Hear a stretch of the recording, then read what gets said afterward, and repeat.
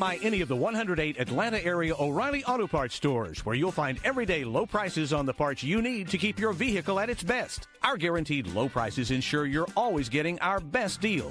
In fact, we'll match any auto parts store's price on any like item. O'Reilly Auto Parts. Better parts, better prices every day. O'Reilly Auto Parts. Blog Talk Radio.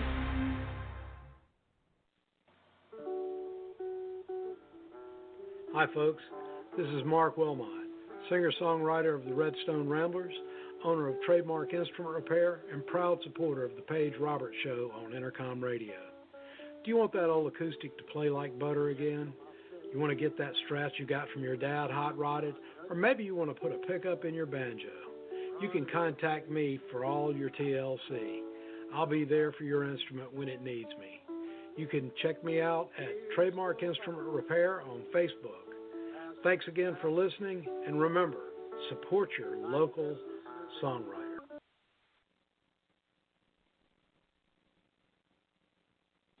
We're playing tunes that make you grin. Our music's better than it's ever been. So think of us when you need a show. We're at WIRN, Intercomm Radio.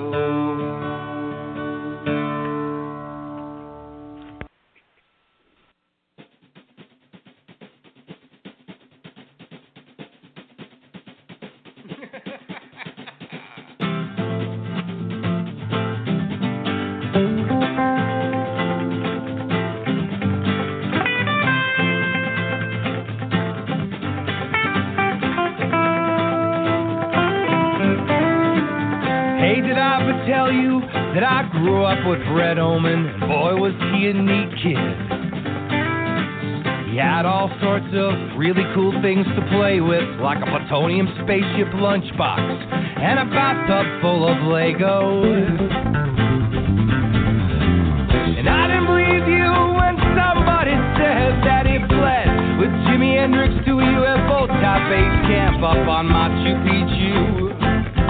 Up on Machu Picchu. I said, excuse me, it's not my fault. He's playing the crime, so he can't get caught. I said, excuse me, I must confess. Well, give me 2 words. Well, in my defense, laughing mad. I'm laughing mad. Laughing mad.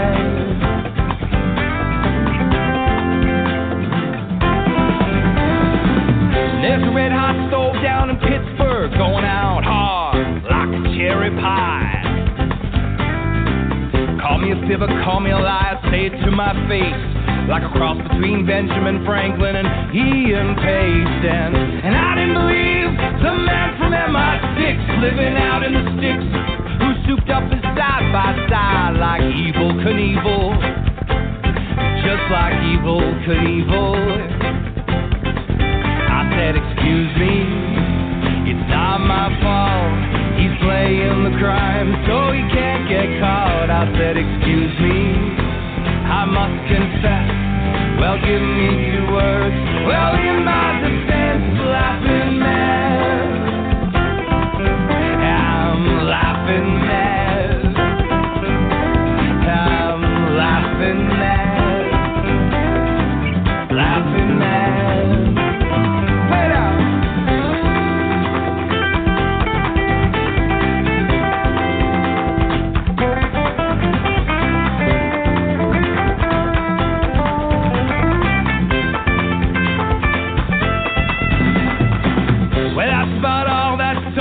For me today, you see my nerves are shattered, tired, tattered, beginning to fray. Just like Dorothy in The Wizard of Oz, realizing only now you're caught in someone else's claws. And I didn't believe in myself if no one else, to be making voodoo music in some small town way up in Canada. Way up in Canada.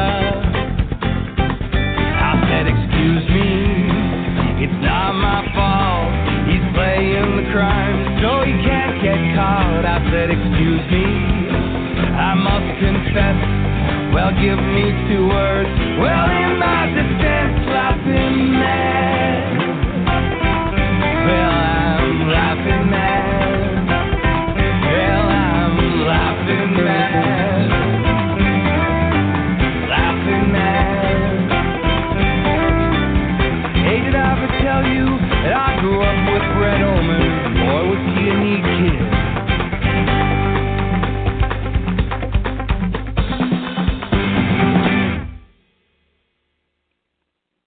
Good evening, everybody, and welcome to the Paige Roberts Show. It is Tuesday, June 26, 2018. We got a lot going on. Before I get into the show, we do have a couple announcements, and one is our songwriting contest that's been going on, and we are going on through the summertime. And I'll probably give out a final date that you can have those in, but we wanted to give you time to get those in, and you can send your 2 songs into intercomradio@gmail.com. And I do have one other contest that's going on with Ruth Brown. She's in Music City Hayride Show in Nashville. I don't have all my information, but we have to have it posted out there on the Paige Roberts Show on Facebook, and she posts it all the time, and so I share it also on my Facebook. So, without further ado, tonight is Featured Artist Tuesday, and tonight my featured artist is Canadian musician Ed Roman. Now, Ed's songs have received regular rotation on more than 100 radio stations across North America and more than 500 stations worldwide, and is at the #1 spot over on Reverb Nation site. He also has a new lyric video, Red Omen, which debuted this past weekend. I hope I got that right. I'm excited. Like I said, we got a lot going on tonight, and you never know who may show up and come by the Paige Roberts Show. So we hope all of you will sit back and enjoy the show. I got Ed on the phone with me. Hi, Ed. How are you? Welcome back. Hello, Miss Georgia. How are you? I'm great. It's been hot down here. How about up there?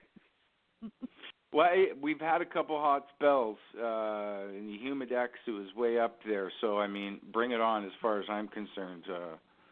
It's a nice relief from winter up here in Canada because it gets right. cold. We didn't have that bad of a winter, but regardless, I'm still a summer person. I'm a sun worshiper. Well, we got it down here. I can tell you that. It wasn't too bad last year, but yeah, the heat index, once it starts scaling up, then you got it's bad. But we deal with it anyway, don't we?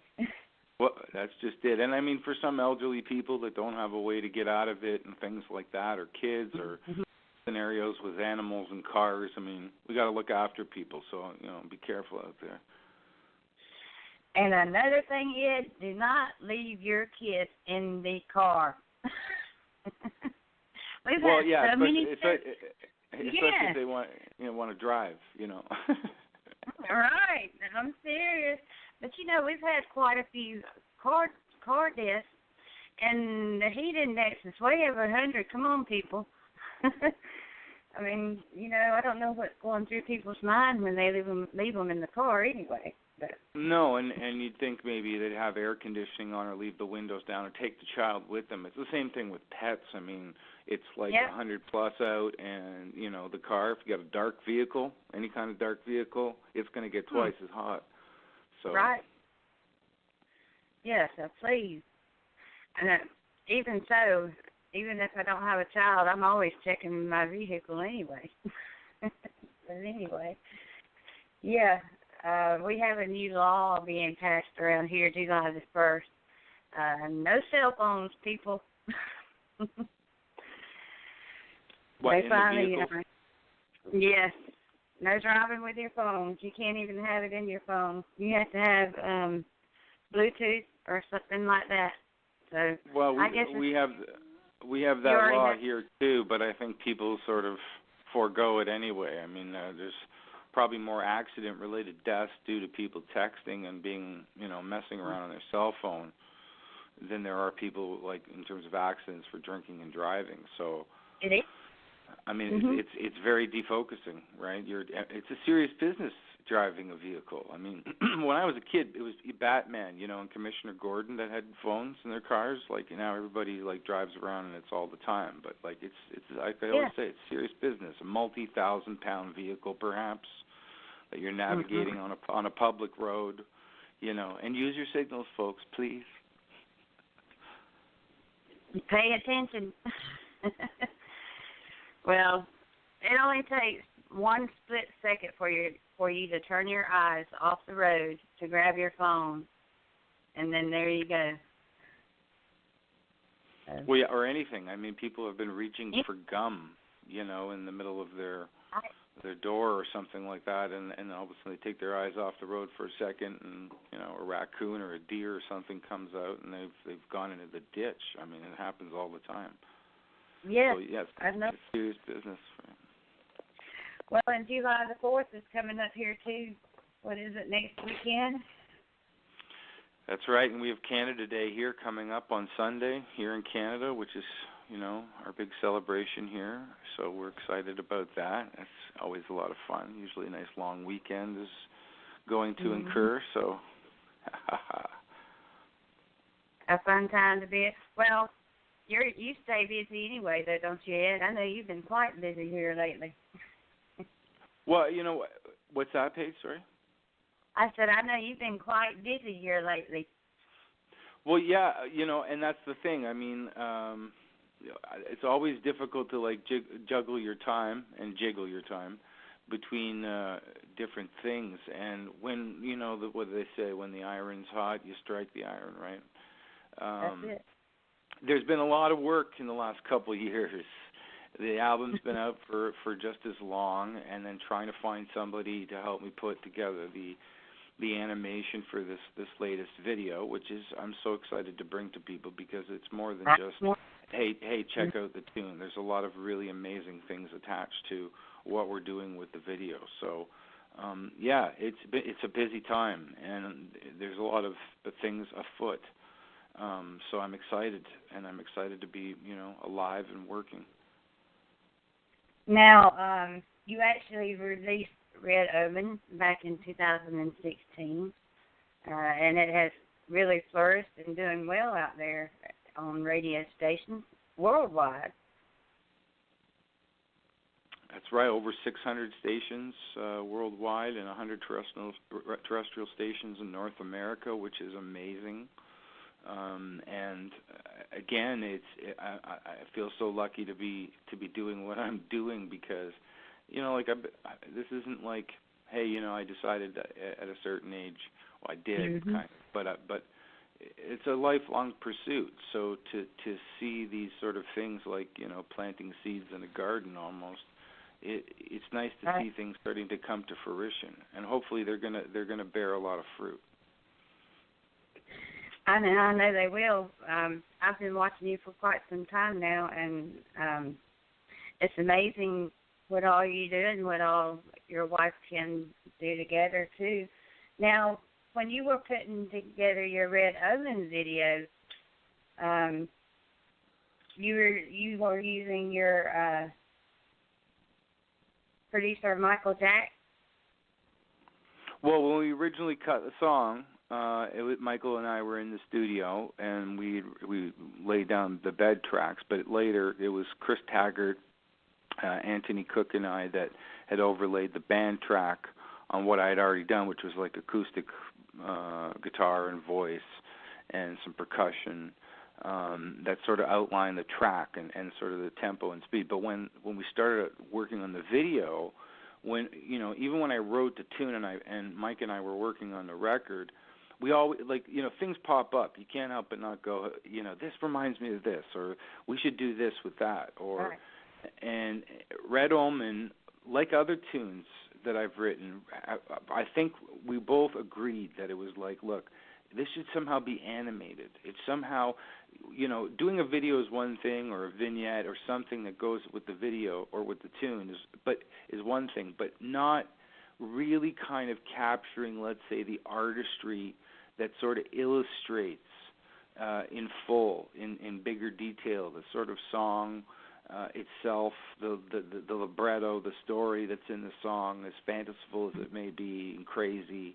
And then there's strings of truth and reality that run all through it, just like art itself, I guess. But trying to find somebody to help with that and to make it work is it's almost like kismet and serendipity, if you will, because reaching out to a lot of people, there's a lot of companies that are doing this kind of stuff, and a lot of people that are doing this kind of stuff, and I heard back on some bits and pieces of different things, but they never really panned out. And then people will say, well, everything happens for a reason at a certain time. And I had been using this guy, now my friend Nelson Diaz, a couple of his gifts for different comments and things that I was doing on public media, and I started to think, well, I wonder if he's interested. And then when I started to look into his background and who he had been working with, I was like, wow, I don't know, he's Sesame Street and Disney and Teletoon and Nickelodeon, and SpongeBob SquarePants, Kung Fu Panda 2, Ted, crazy, crazy, amazing work. And, again, take a shot and see what happens. And he liked the tune. This was what I liked. I love his work. I like how the color and the timbre and the textures and the feelings and the depths of what he creates is really interesting, aside from what he's done commercially that we all just mentioned. Right. And I thought, well, man, if he likes the music, then it's kind of like having a musician that you're working with, just in a different way, because he is a musician himself in that regard. He's an artisan in that regard. What he does is amazing. So having him represent what I, in some way could foresee in my imagination as what the storyline would be, he started to put things together. And, it was like a 3-month process. It makes sense now that I watched the video with the music. I mean, it just okay. Well, yeah, and then talking about how things should feel or look, or colors and stuff, and that all was exciting because it reminded me of the whole creative process when I'm working on tunes with people. So it felt so right. Again, it's like. And that's another reason why I'm so excited about presenting it to people, because, I'm, again, quote unquote, it's a Fabergé egg as far as I'm concerned when it comes to his ability, what he's done, the work, the company that he's working with, There Be Dragons Creative Media in New York City.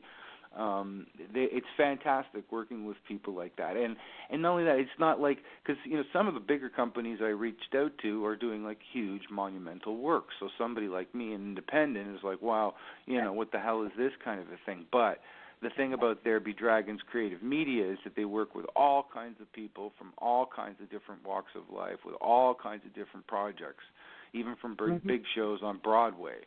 So I think that says a lot about them, and it humbles me being able to work with people that are like that. Well, I think we have a caller on the line, Ed. Shall we bring him on? Okay. Let's do it. Hello. Hey, caller, how are you? I know who we got, so...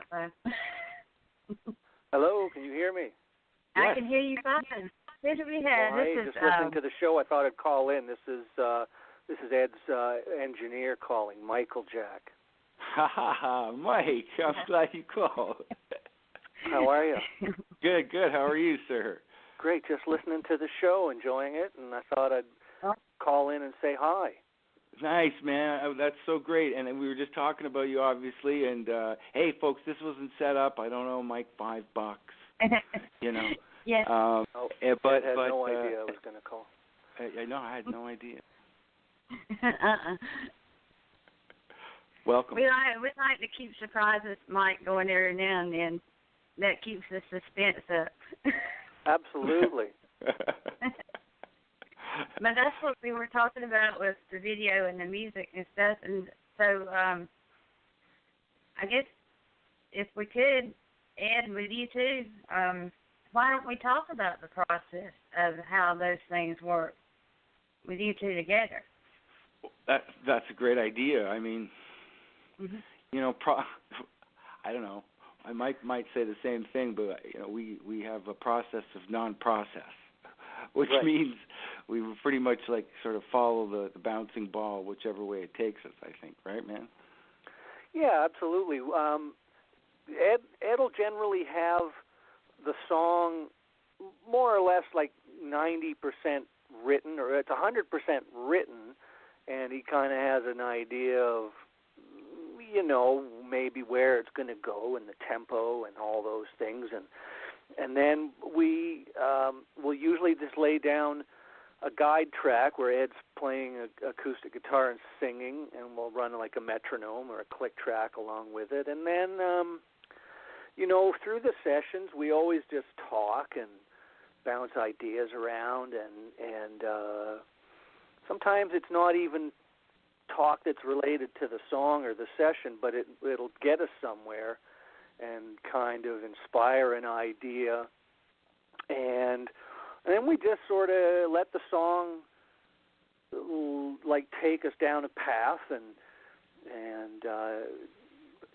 it's, you know, there's no rules, as Ed said. We don't really try to think too hard or overanalyze. We go with what we feel and what we feel is going to serve the song, and generally we don't get stuck, and we tend to always seem to move in the right place, and it's really kind of liberating way to work. We don't have a record company breathing down our neck and record company executives saying, you know, we need more of this or more of that, or why can't you write one of these kinds of songs. So it's just the two of us in the studio until we bring in the session musicians, and it's just a matter of having fun and setting up microphones and capturing things that happen spontaneously, you know.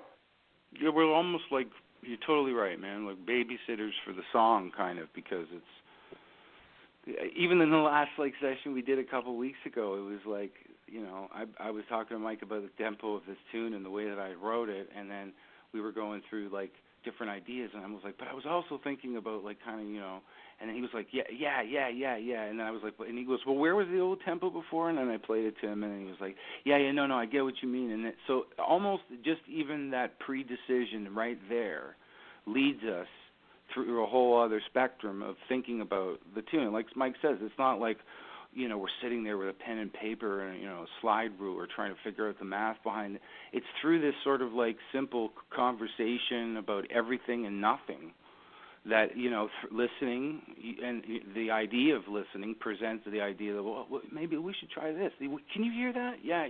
Well, hey, let's get so-and-so and da-da-da.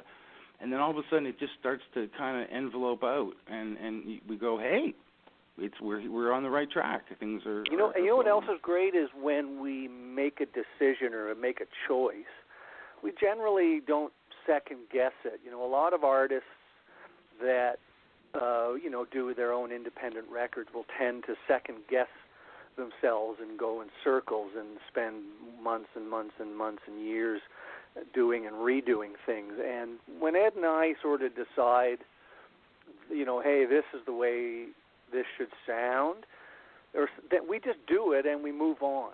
Like, it's done. We don't sit around and question it and well, maybe we should do it again, or unless, I don't think it's ever happened where we, you know, got halfway through or three-quarters of the way through something and then took and scrapped it and started again. I just don't think it's ever happened. We generally just make a decision. Yeah, we could do something 400 different ways, but once we've come to a place where we both go, yeah, this is what's going to serve the song best, we stick with it and we feel good about it and we just move on. And then, you know, then you just put it out there and you let everyone else decide if it was the right decision, you know.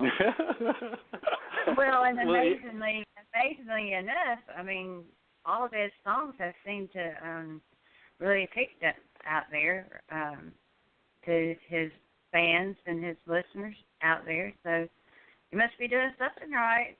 I hope so. I think if the song makes you feel something or think something, or if it reaches people on some level, then we've done our job. Like once it's out there, once it's mastered and pressed, and it's being broadcast, it's out of our control, and you just have to. And then and if maybe like in hindsight you think something didn't work or you wanted to try something else, then we do that on the next record, on the next recording, and like we're, so it's just keep putting it out there, just put it out, get it out there, and I mean I think that's the idea of art, is to create something, but it's for other people. It's not not really for us. Like I don't listen to anything that when I'm finished something, I'm my own worst critic, so I don't want to hear stuff that I've worked on because I'm always going to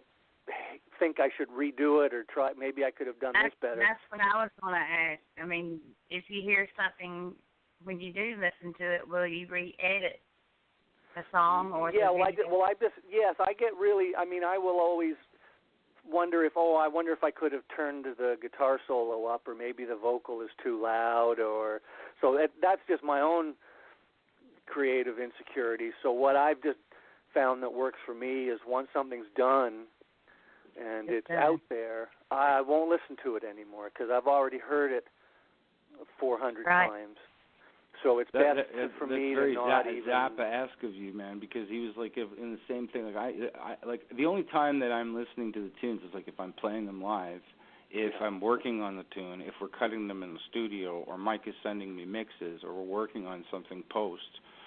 And then after that, I don't sit around listening to my records. I mean, I listen to other music and vinyl, and and this is the thing I think about the advent of the song in general. Mike's so right. Just like, well, we work on it, we follow the path, we feel good about it, we're throwing it out there. But a song always is in a state of evolution. Even when I play a tune live, if I'm playing solo, there's no band behind me, so the tune feels differently, but it has a different. I may approach it differently. How many times in the past have people covered songs, and they've been a different feel, a different color, all of those things that sort of make you go, hey, well, this is a really interesting interpretation. That's the beautiful thing about a song in general. You can't necessarily manipulate a visual piece of art and say, well, here's this Van Gogh piece and we've done this to it. It kind of doesn't work. But a song has that ability. It's very elastic. Yeah. Yeah, well, I mean, how many times do you think, or how many takes did it take you to get Red Omen done? How many times? How many takes do you think it took to, how long? Well, you know what, to tell you the truth, Paige, it was like Mike we talk a week before something, right, Mike? Yep. And we'll say like Tuesday or Thursday, okay. Yeah, okay, let's put it in the book. And then, let's say Tuesday rolls around. Mike comes by. I play him the tune. He goes, okay, well, let's set up a mic and, let's cut it. I play the tune. He puts find the tempo, so I'm working to a click some of the time. And then before you know it, like with that tune, it was some percussion, but then we had a session booked a couple weeks later with Chris Taggart and Anthony Cook where we played as a trio over the track. And then I had a couple rehearsals with them to make sure we all felt good about what we were doing and playing to the track as well, so we were prepared ahead of time to go into the studio and nobody was uncomfortable about playing to, what I'd already cut. And then it was by that afternoon we'd figured it out. And we don't usually do more than 3 takes of anything a lot for the most part. There'll be exceptions, but, Ed's really well rehearsed. Ed knows he's prepared, and the musicians will generally be prepared. They'll know the shape of the song and the chords and everything. And, I think sometimes, in my experience, the more you do something, the more you repeat it and do it again and again and again, you get further away from the inspiration and the source of what it's all about. And I think by take 10, you're actually getting worse. You're not getting better. So, even when we're doing Ed's lead vocals, I'll get Ed to do 3 or 4 takes, from beginning to end, maybe there's a spot we might get a couple extra takes of just something, maybe to try something, and then that's it. If Ed can't sing something, or any singer can't sing something in 4 takes, I mean, then what's going on, So, and then I'll go home and listen to, generally it'll be like, mostly 80% of, take 3 or take 2, and then I'll fill in some better takes from elsewhere. I'll listen through and, this is a nice line, and over here on take 1, and so on. But we try not to get too caught up in that vortex, and that's again, like, I think where Ed is wise. A lot of independent artists that don't have that objective partner with them, like I'm Ed's engineer and co-producer.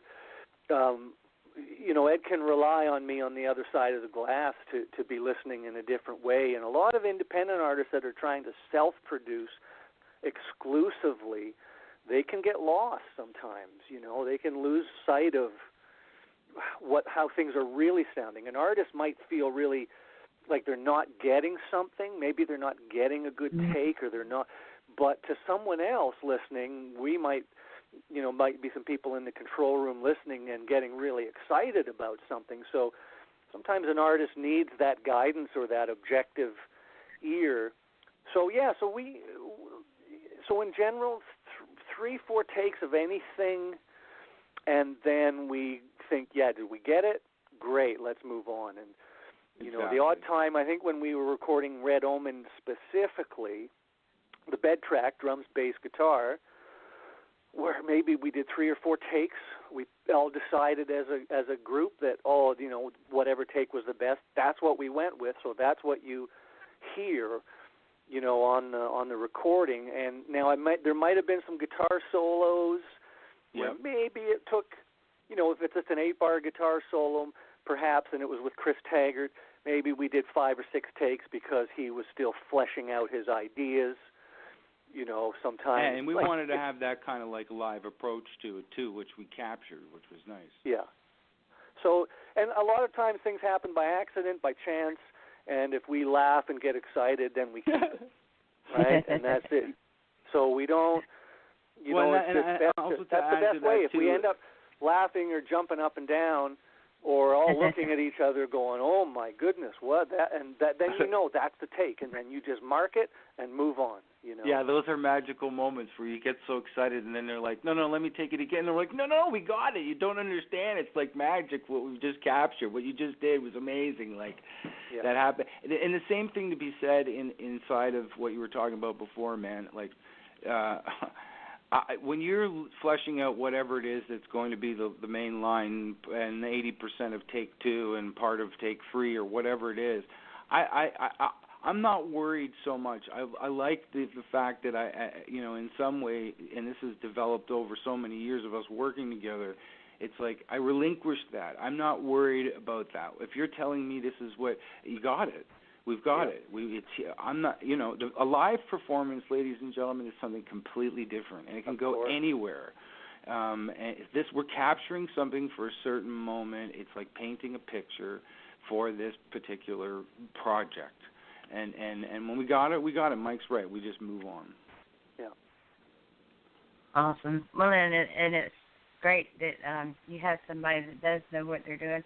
I understand, Mike, you've been in the business quite a while now, and you and Ed are pretty good friends and buddies. So when you have somebody like that you can work with together and be on the same page, I mean, yeah. It's really it's a great arrangement, and yes, you know what, Ed and I are great friends, and we've been great friends since the 80s, and we're also a great creative team, and we can tend to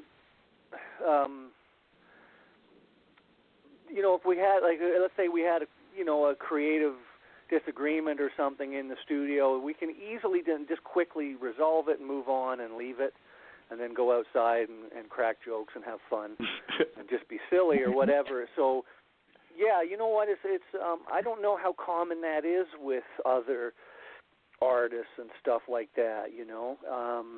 But Ed and I've done not beyond even Ed's solo work, you know, in all the bands that Ed's been in, we've worked together. And also as a producer, when I've worked on other projects and other albums for artists, I've hired Ed. Ed would come in to play bass, you know, and to do percussion and stuff like that. And so we've, beyond just working on Ed Roman solo records, we've been, in the studios, in and out of studios together for the better part of, you know, almost 30 years.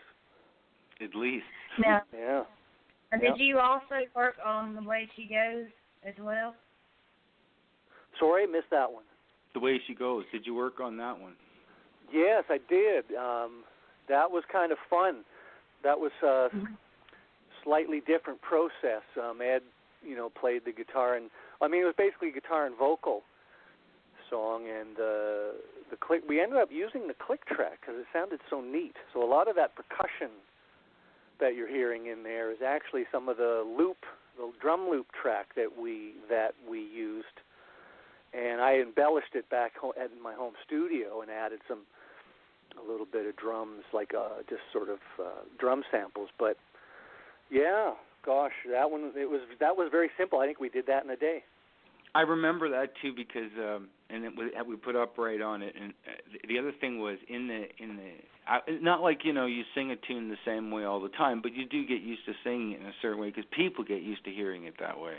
But I remember it's like when Mike has an idea, he comes out of the control room, the door opens, swings open, he's got that kind of shake in his head like he's going to say something. He's like Kramer comes through a Jerry Seinfeld door. You got it, exactly. Like, how's it going, buddy? You know, like one of and he's like, and he just said, sing it like you're telling a story to a little kid, like a child. Like you're it's around like the story kind of a thing. And I was you know, kind of not really thinking about it that way, but trying to be kind of sweet about the way I was doing it. But once he said it, then it kind of became a cross between what I was singing and almost something that was spoken. Yeah. And that sort of lent itself, I think, really well to the storytelling process with the little sort of salt and pepperings of philosophical ideas that run through the tune. So, yeah, and when I heard it, I was like, yeah, he's right. He's totally right. Sometimes, like, as a producer, it's not always about a musical thing or, like, play an F sharp or this change this or that. I find more so about getting the right mood or getting the artist that's in front of the microphone just in the right headspace to perform. Or to get the, you know, it's really about making them comfortable and focusing them in, and getting them like to where you feel they need to be to get the performance. Because that's really, in the end, all that matters is just getting the right performance. Because if Ed, as the artist, is in front of that microphone and he's feeling it and he means it, and he's singing or playing and he means it, then that's magic. You can't, with all the modern technology in the world, you can't fake that. And so that's one thing that Ed and I still believe in is the honesty and the performance. And we love technology. We love to use technology. You know, we'll use the most state-of-the-art technology out there. It's wonderful, but we never sacrifice the human performance. You know, we're really, that's one of our main things is you know, that has to be there. So that's sometimes what I like to look for when I'm in the control room, being the producer, quote unquote, is to make sure that is always at the forefront. That's awesome. Exactly. Now, Bravo. This video is actually up on Vimeo right now, right? Receiving votes. I'm sorry, Paige? I said this video, your Red Omen video, is up on Vimeo, right? It is, and it's part of the Global Liftoff Film Festival. It's the network that's out of New York City, and I mean, there's in Paris, London, Toronto, but the New York one happened this past Sunday night, started at midnight. I encourage everybody to go and check it out if you're on Vimeo. There's a small fee to watch it. Part of the proceeds are going to help raise money for tutoring programs for the Dyslexia Society here in Canada and the United States. And I'm just so tickled pink that people are latching onto it and are excited about presenting it. And we're actually going to be going down to Jersey for the Jersey Shore Film Festival on August 1st. And it just got accepted into that, and it might be up for an award already as well. So we're making some wonderful things happen. Now, the way she goes, that just went out of my head. I was going to say the way she goes, that was when it was released. All right, I lost my spot. Anyway, but I wanted to talk about the way she goes because you have a special project attached to the way she goes. Do you want to talk about that for a minute? Well, yeah, I mean, the way she goes, it's salt. Like I said, it really is. It's salt and peppered with a lot of like basic, simple, common sense philosophy, you know, and things that I remember, not just even from my own personal life and family allegory, you know, things that my grandfather would say to me, but other things too that I'm sure a lot of people occasionally, you know, it comes across their mental spectrum when thinking about sort of the bigger picture. What's the show all about, you know? Row, row, row your boat gently down the stream, right? Merrily, merrily, merrily, life is but a dream. It's as simple as that in terms of thinking about it. And for me, it's personal because, you know, for months, I have this, you know, old house. I loved living here. And this old bathtub. But it's kind of like, you know, a gateway for thinking. And because I'm a water sign, and so it's, you know, cosmically hokey as that may seem, whenever I'm in the water, my mind just races into like fanciful thinking sometimes. And for months, I just had this, you know, my grandfather, dirty hands make clean money, saying it to me over and over again, almost like my elders are there on my shoulder talking to me. And I didn't know how to summate the idea to get it started, but I kept saying it to myself over and over again in that process. And then all of a sudden, for me, the way that it works is look, I kind of have stream of consciousness when I'm writing, and I edit myself. I'll go back the day later, the day after, or be sitting with the guitar and thumbing through things, going, I like the way this is being said, but there's something else that needs to sort of like get to the back end of it quicker and say more about what the front end is trying to say.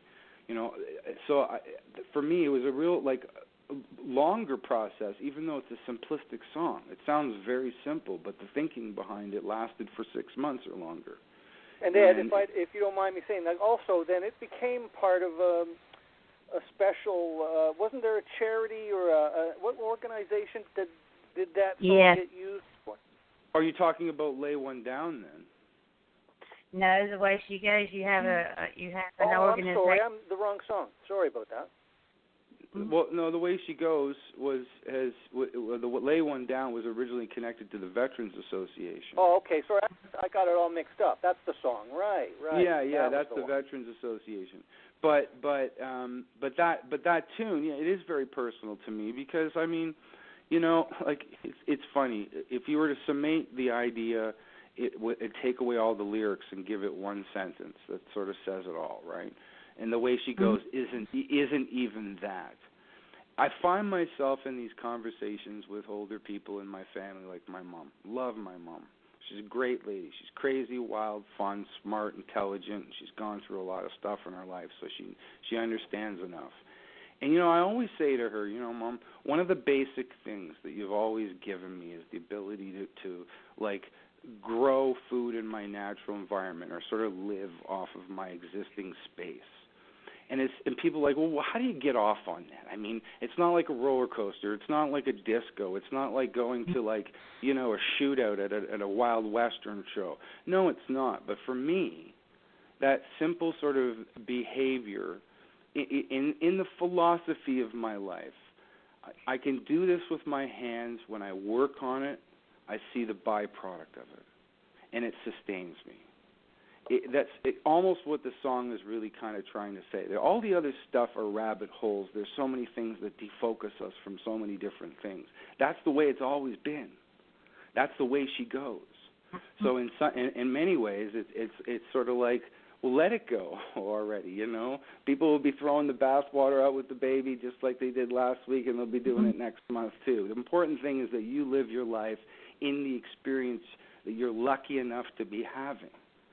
And really that's why, I think why, you know, I look back and I go, maybe that's why, you know, it took so long to come out, because those very important words that I still think about today that my family and grandparents and people said to me, my dad, they're always there percolating, and I wanted to say and wield it in a special way that had a little more thickness to it, if you will. Right. I'm reading here now where you're using it. It says music as a way to deal with dyslexia. I think that's what Mike and I were trying to come up with a while ago. Oh, with Red Omen. Yes, of course. I'm sorry, Paige. I'm like you know. I know we still got it wrong because it wasn't the way she goes. It was Red Omen. Okay. Well, yeah, that's what I was saying even before with Finding Nelson. And like Mike and I, when we were in the studio, we were, you know, like it was 16 Cats on Oracles and Ice Cream a couple albums back. You know, it was like it reads so much like you could see this as a cartoon on Saturday morning in like 1978 or 79. You know, because the story is so crazy. You're in a UFO with Jimi Hendrix going to Machu Picchu, and it has this sort of like, you know, wild overtone to it. And you know, again, Finding Nelson and him being excited about the music, and then thinking about it as an anagram, and hearing people online like Henry Winkler and other people that are proponents to talking about dyslexia, what it is, and referring to it as a gift as opposed to being labeled with a person with a problem. All of that kind of really sort of made me start to reach out and ask questions. And through Michael Stover and trying to connect with people at the Dyslexia Society here in Canada, as well as the Davis Dyslexia Society in the U.S., I started to think, well, hey, you know what? Look, they're looking for support and have been trying to run national campaigns for tutoring programs for a number of years, and, you know, they need assistance. And I come from that background. I was lucky enough to have someone like my mom, and back in the 70s when they didn't even understand it really, she was the one who almost did things that were identical to what the tutoring programs are doing today. So I thought, well, how can this song give back? And how much more apropos could it be that a dyslexic, you know, uses the tune in a way to raise money for, you know, these tutoring programs for kids to give back in a completely different way. So it all started to kind of click. And I thought, well, again, like the studio process and writing, if you just sort of listen and try, or, you know, follow that sort of subtle thing that's pulling you through it, before you know it, you've got this sort of monumental thing that's occurring. And it feels really good because it's not like forced. You know, it's like Mike said, you can hear a tune in certain ways when it's captured. It's the same thing. It's just, it's falling into place in such a beautiful way. It's so exciting, Paige. Well, I have that song on here. Why don't we play that, and we'll come back and talk some more. All right. All right. Hang on, guys. I'm here. We're here. I could dance a lifetime with my sweet tobacco rose. You could build your nation with dirty hands in denim clothes. And even in our twilight, I think that everybody knows. An open mind, a subtle heart are the only way she goes, and that's the way she goes. Just like an open door or window, that's the way she goes. Just like the bathwater with the baby, that's the way she goes. Too many people acting crazy, that's the way she goes. Have you been singing this song lately? The whistle on your kettle's been chirping, and deep red is the song. Your mortal shackle's been winning battles, I think you've known this all along. The squeaky wheel's been seasoned because the grease price is too high. Just change another channel, it never ever changes, and wave it all goodbye. That's the way she goes. Just like an open door or window, that's the way she goes. Just like the bathwater with the baby, that's the way she goes. Too many people acting crazy, that's the way she goes. If you've been singing this song lately, sha-la-la-la-la-la, we know it's wrong, but we say it's right. Sha-la-la-la-la-la-la, we know it's black, but we say it's white. Sha-la-la-la-la-la, you gotta put up a hell of a fight. Yes, you do.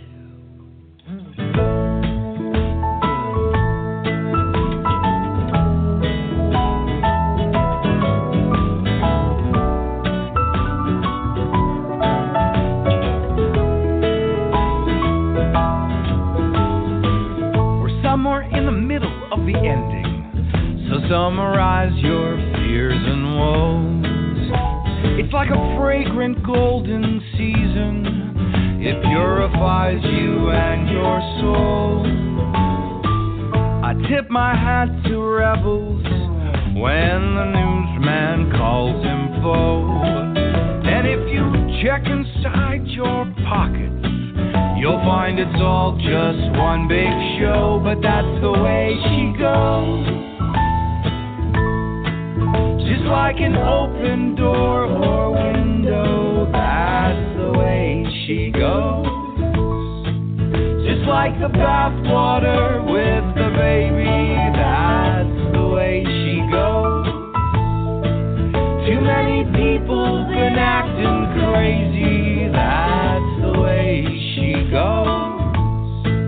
If you've been singing this song lately, that's the way she goes. If you've been singing this song lately, that's the way she goes. If you've been singing this song lately, that's the way she goes. If you've been singing this song lately, that's the way she goes. If you've been singing this song, that's the way she goes.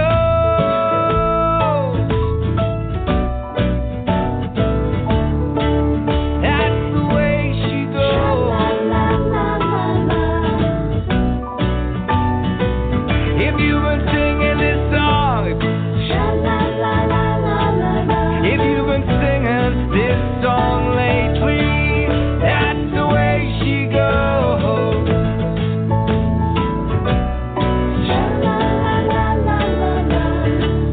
That's the way she goes.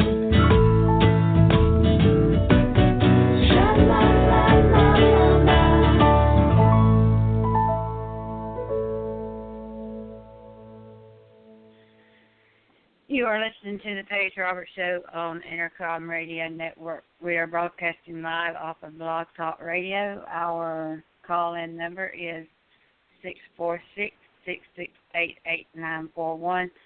I have been talking to Canadian musician Ed Roman about his music, and we've been talking about his new video. Well, and actually, too, The Way She Goes, and that's what we just played, and Red Omen video. Do each of you have a favorite? What is your favorite, Ed? Off of the latest record, I mean, I love Red Omen just because, it's upbeat and it's fun and it's got a fun bass line I love to play, and it's just crazy, kind of, like life. But all songs have a different flavor. It's like a plate, a palette, and your mood changes. So sometimes you might, think, well, I like playing this song a lot more just because of how I'm feeling right now. But that's the power of music. It's like an emotional roller coaster. Do you have a favorite, Mike? Yeah, I think Red Omen's up there for sure. I think that one just cooks. It's incredible.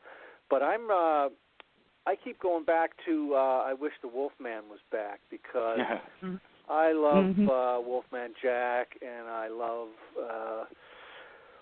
radio broadcasting and the real pioneers of radio broadcasting, and also, I just think the song is really funky. I just love the track and the production, and I had a lot of fun with that because I had to go and try to find some isolated voiceover of Wolfman Jack on the radio. It was really hard to do because he generally always talked over the music, and we couldn't use any of that because of copyright things. So I stumbled on.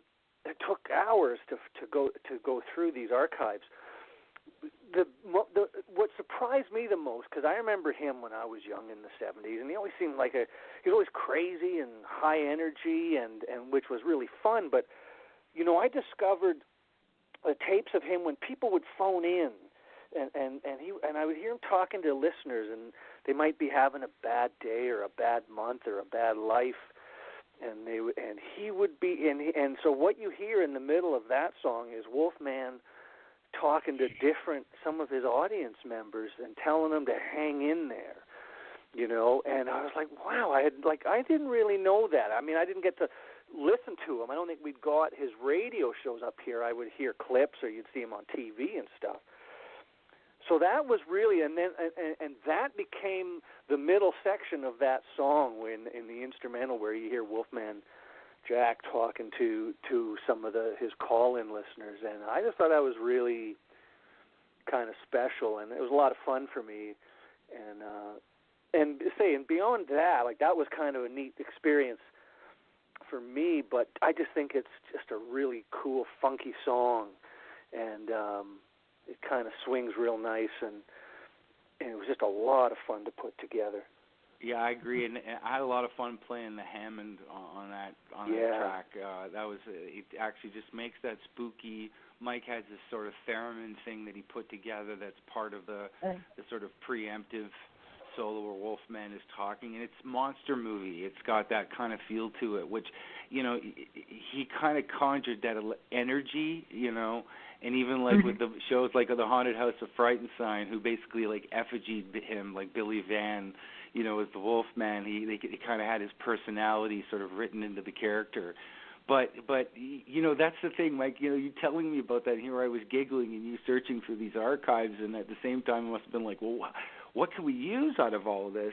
What you did find seems to almost be serendipity as far as what he's saying because of the tune itself. It's talking about him as this sort of inspirational pirate radio host that really made you feel good when you listened to his show.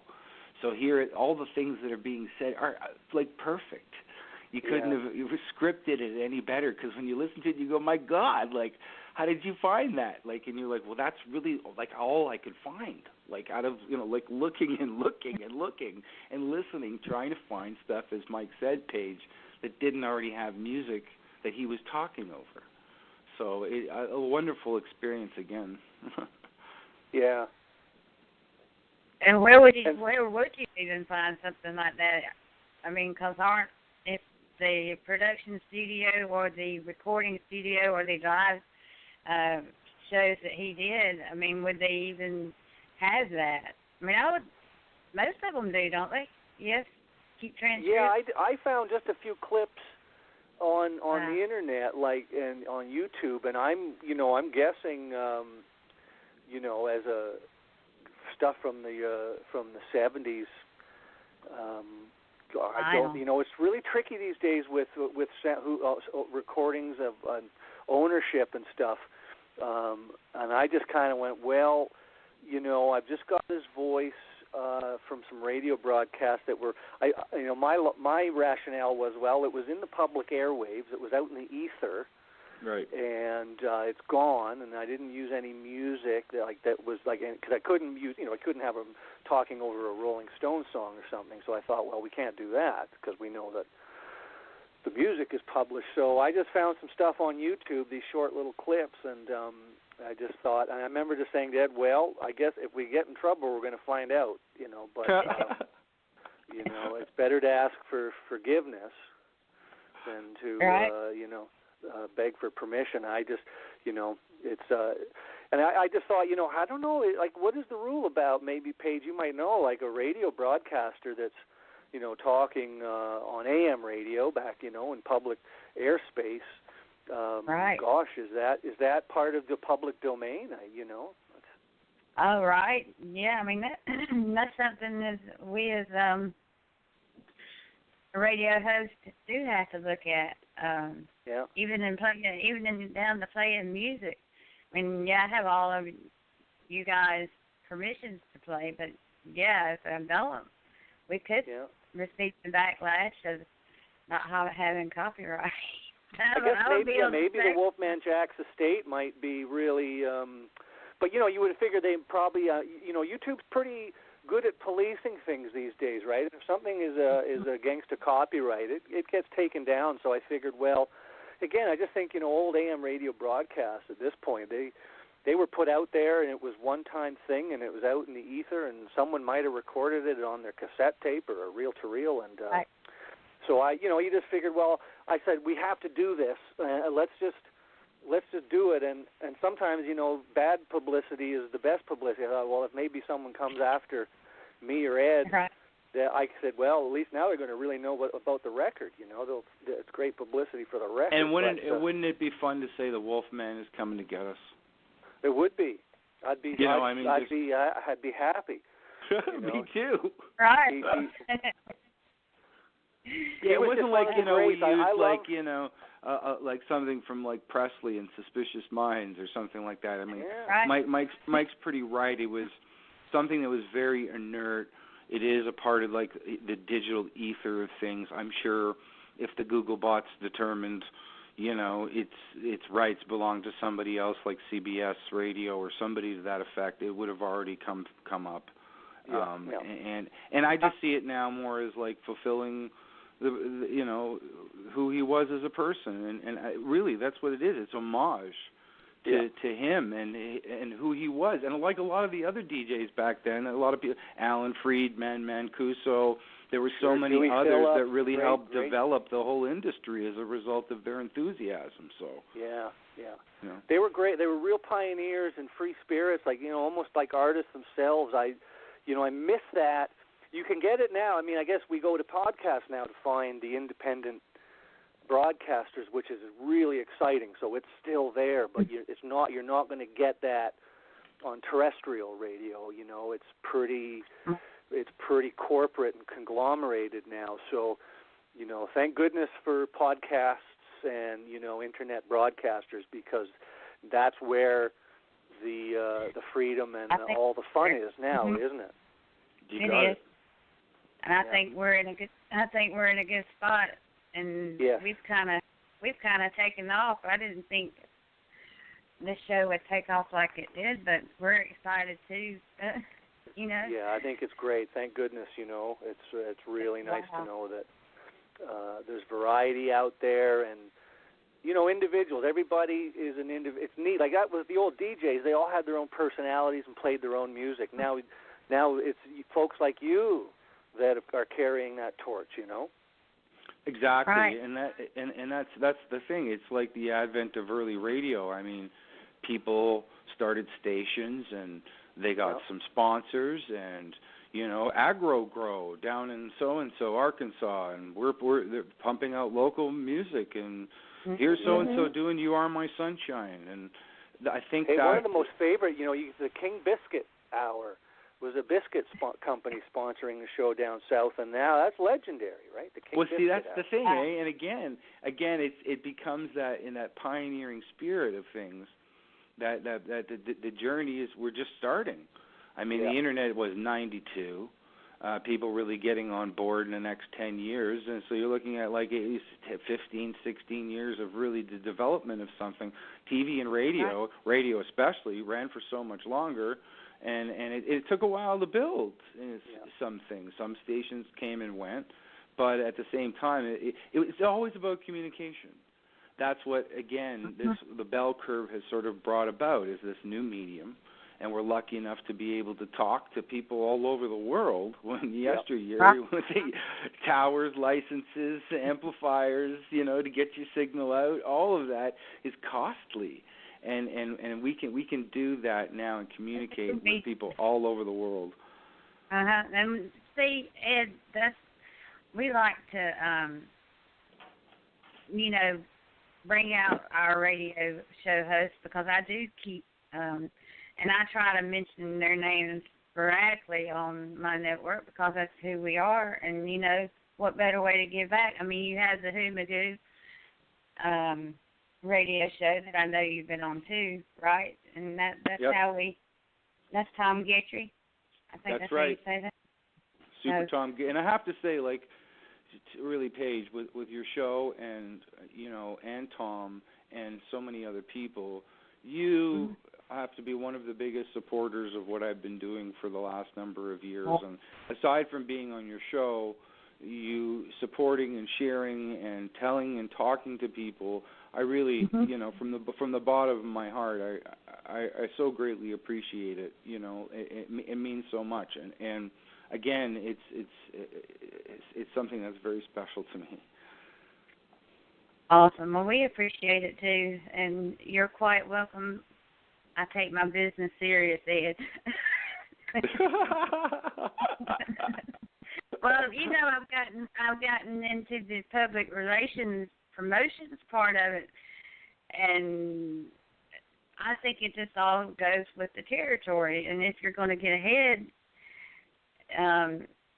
in that, I think that's what you have to put along with it, and that's what I do. And I want to take my artists and musicians, and that's how I put them out there, is to get that recognition, or for you to be able to come on here and talk about your craft, and whatever craft that may be. I mean, I have authors, I have other different types of podcast shows as well. So it's awesome, and y'all make it great too. Thank you kindly, Paige. We appreciate it.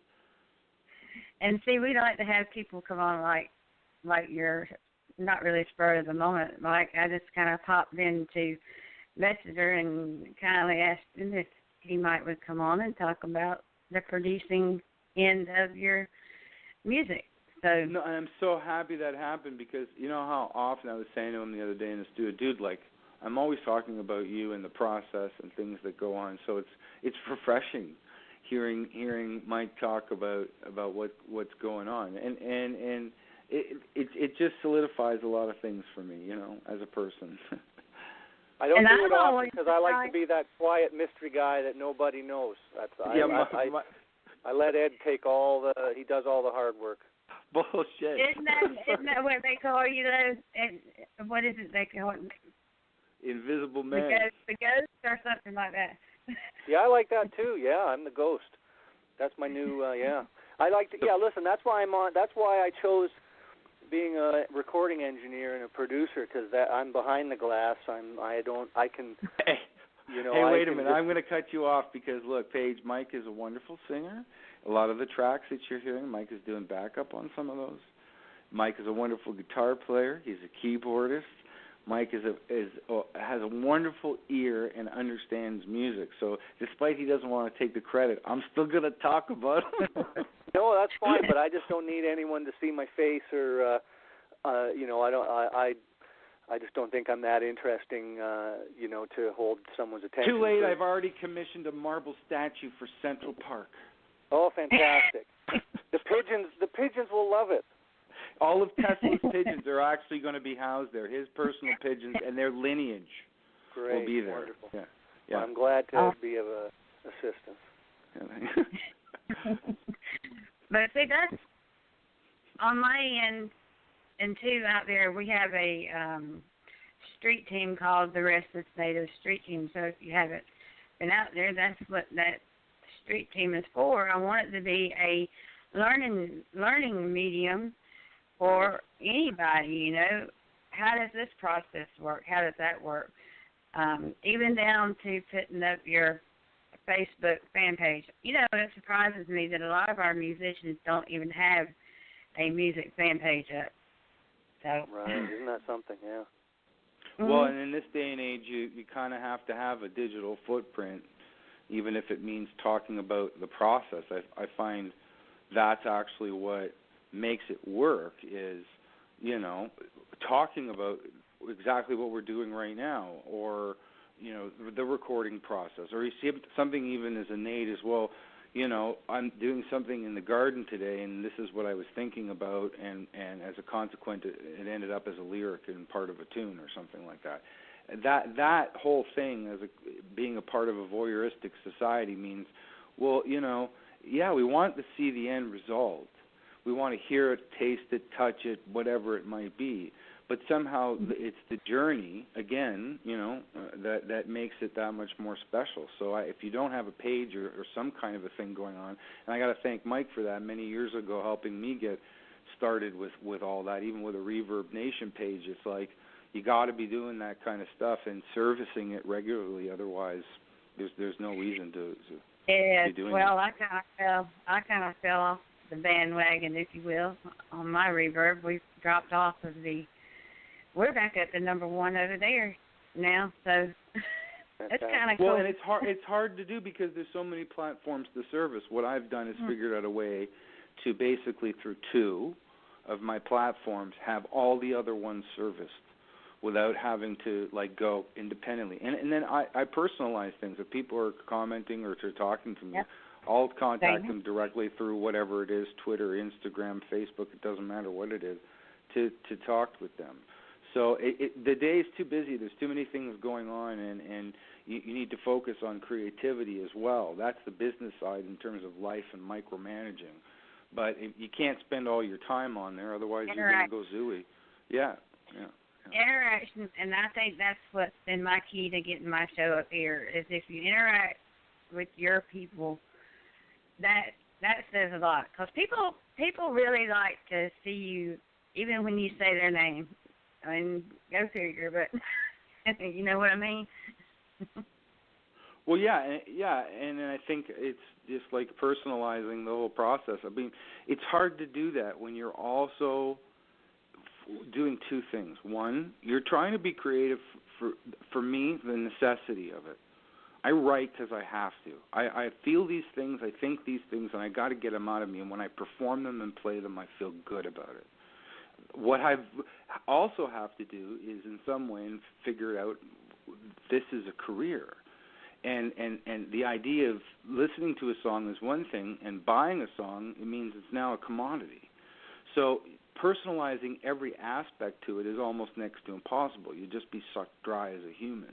And then that's what I mentioned for me before, detaching myself from the proverbial umbilical cord, digital umbilical cord, gets my mind thinking in other ways. That's away from it. I can't tell you how many times I'm doing something arbitrary, mechanical in the garden or in the barn or in the garage or something like that, and I got these thoughts, and I'm like, yeah, that's how I wanted to summate the idea. And before I know it, I go through the process. But again, you have to maintain it, but you can't make it your life.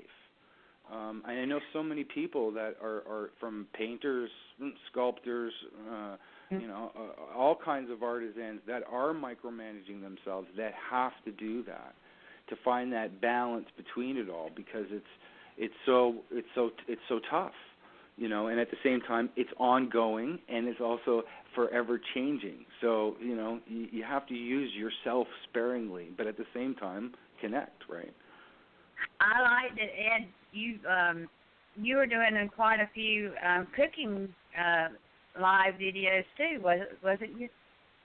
Yeah, and you know, I got so many personal messages from people. It was wonderful, saying, "Ed, when are you going to do a show?" Like, somebody had sent me a thing saying, like, "Do you do your own show? Do you want to come?" We were working on this process and a little contract for me to go to Los Angeles to do this thing on independent artists cooking.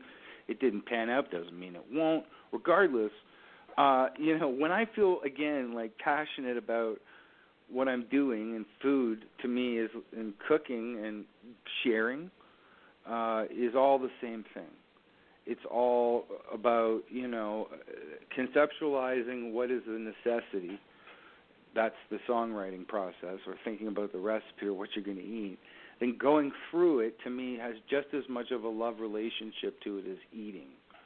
And it is chopping, you know, slicing, frying, barbecuing, using the oven, or even some of those arbitrary things like it's like improv. You go to the fridge. Okay, what do we got?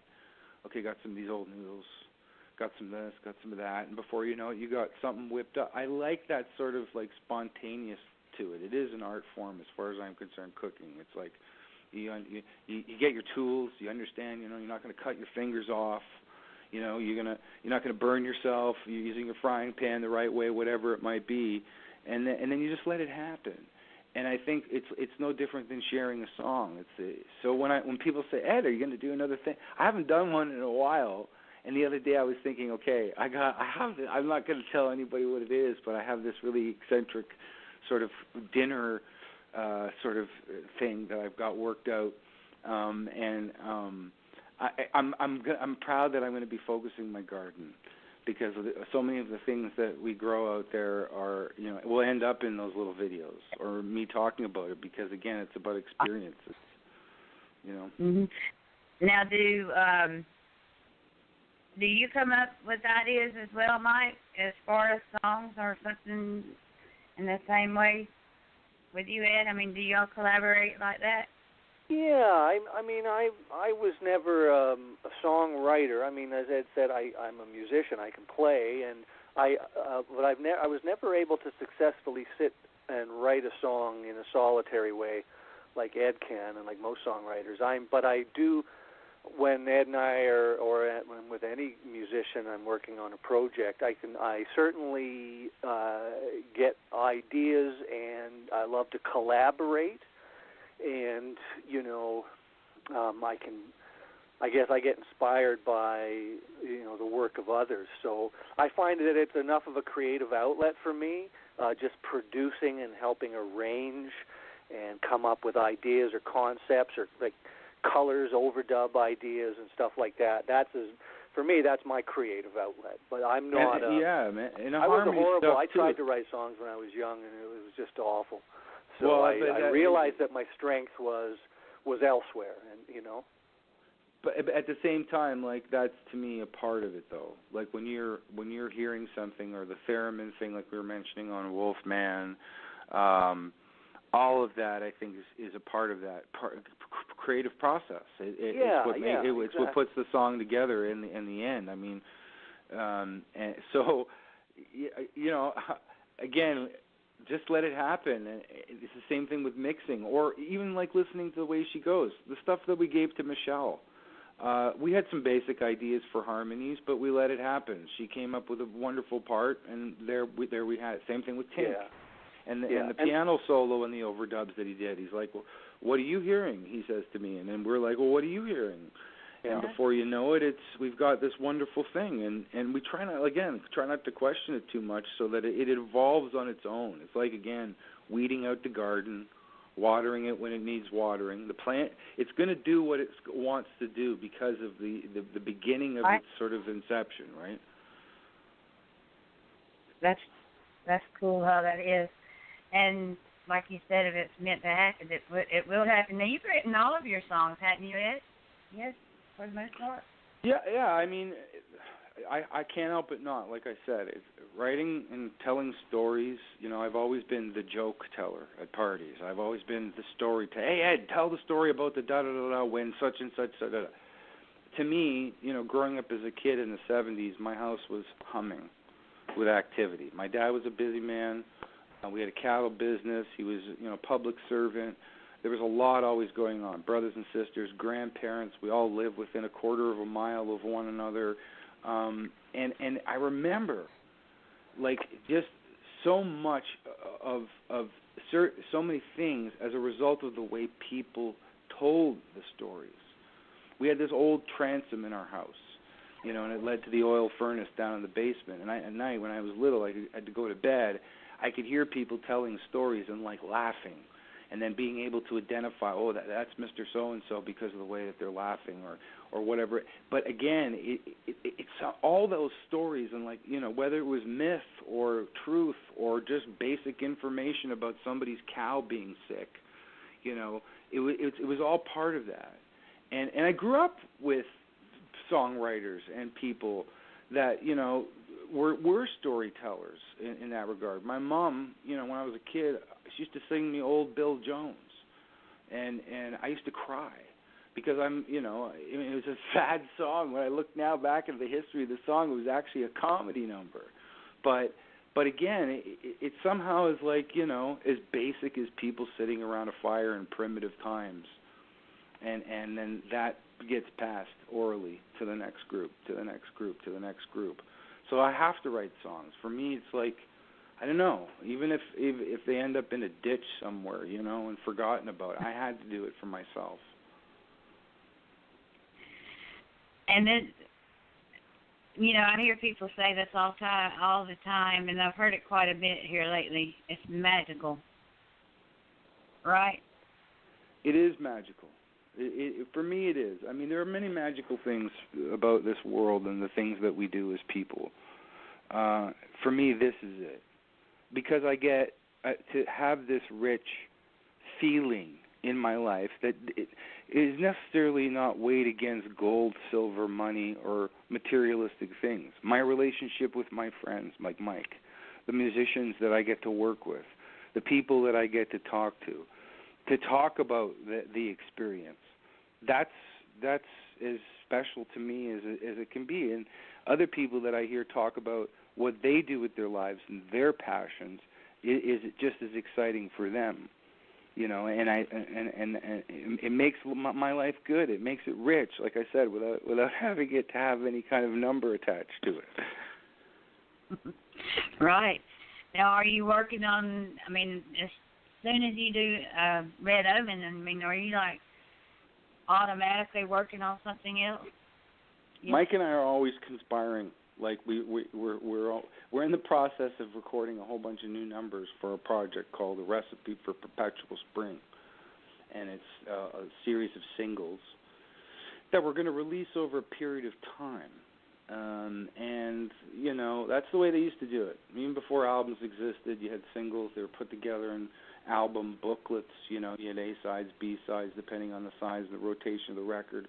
And then we had the development of new technology and different RPMs. It changed the way that people could actually make records. Recording equipment changed. So again, this is the same thing. We're sort of following that method of, like, we're in a singles market. People don't necessarily buy a whole record anymore. But what we keep doing is writing songs and recording them. And just like the last bunch of records that we've done together, a whole bunch of records, it's the same thing, you know. I come into the studio, Mike comes over, we drink a bunch of coffee, maybe have a bagel, talk just about nothing, squirrels and you know, whatever, politics. And then I go up, we play him a couple of songs, and we start, and we follow that path of least resistance, if you will. Like, you know, I think we have 5 songs on the go right now. 5 new ones? 2, 5, yeah, and then we're about to do another 3 in the week after next. So yeah. Awesome. Yep. Well, that's a good thing about places online like Reverb Nation. At least you can upload your songs there, and if you wanted to, you could sell them as singles. You know, I mean, that's a wonderful outlet. Yep. Well, yeah, and I think that from what I've been seeing, and whether or not it's a fad or something that's, you know, going to stick, there seems to be a lot of talk in the undercurrent, and maybe now even bubbling to the surface, about vinyl and producing vinyl again. And I just even know in my travels in the last couple of years, all the different vinyl shops that I've visited from Philadelphia and Pittsburgh and New York City. I go to like our local National Hardware store here, and like they're selling turntables at like, you know, Christmas time, and so I think that's sort of interesting too. Is that there's that sense of like, let's go back to some nostalgia. There's always that elastic behavior inside of culture, where we go back and forth between things that were a big turn on, especially generationally, and when our parents speak of it so fondly, a lot of times kids can't help but either repel it or gravitate to it as a result of their enthusiasm. So that's a big thing too. And then, you know, maybe even more so than just saying, well, you should go out and buy vinyl. Like for me, and I'm sure Mike and other people, when we used to go buy vinyl, it was like a day, like a safari. You know, you got on the bus, you went to the subway, you went to the city, wherever it was. There'd be 4 or 5 major record shops that you'd visit. You'd get some pizza with your buddies. You know, you'd spend the afternoon down there hunting for stuff. Trade records when you got home. There'd be like the listening, and guys all hanging around listening to vinyl, and nobody saying anything. It kind of, you know, it takes it back to more your hands-on approach to owning music and participating in it. And in the digital era, it's great that we can, boom, click, record something, and post it that afternoon. Go back to the 80s. I feel myself venturing back that way too, and I think it was one of Michael Stover's also. Gosh, who was it? I just saw it the other day that produced a vinyl. It was a 45, wasn't it? I think. Who was it? Papa Michael's out of MTS. A regular 45 vinyl record, I'm thinking. But was it an MTS artist, Paige? Yes. Yeah. Was it Ray Anthony? No. Gosh, who was it? And actually, I think I mentioned, and I had posted under one of his Facebook posts, I'm like, because there has been up and really big talking on this show quite a lot here lately, is vinyl coming back. So that might be exciting to see and hear how that. But somebody was talking the other day, and it might have been Richard Lynch that said, you know, but I wonder what it's going to cost for the vinyl for those records. Well, you're looking at probably a cost of $2,500 USD for singles, and you're looking at a cost of probably about $5,000 for a run of 5 to 1,000 for EPs. Yeah. You know, and your running time is different. So if you've created a CD that's actually got more running time than the actual LP, you're going to have to cut some songs, and that's not uncommon. But you know, I still spin vinyl at home. I like it. I weirdly collect it. Oh, it's different sound. It's not just that. It's like Mike's gets it. He's got an affiliation for collecting radios. He's got one of the biggest radio collections in the world. He's an aficionado. He's written a book, basically, on radios, the development of radio transistors. I get his enthusiasm behind collecting stuff. I've got a lot of vinyl, some of which I haven't even listened to yet. Stuff I found on the streets years ago when I was living in the city, when CDs were all the rage and people were throwing out boxes of them. They just didn't want them anymore. I came home a couple weeks ago.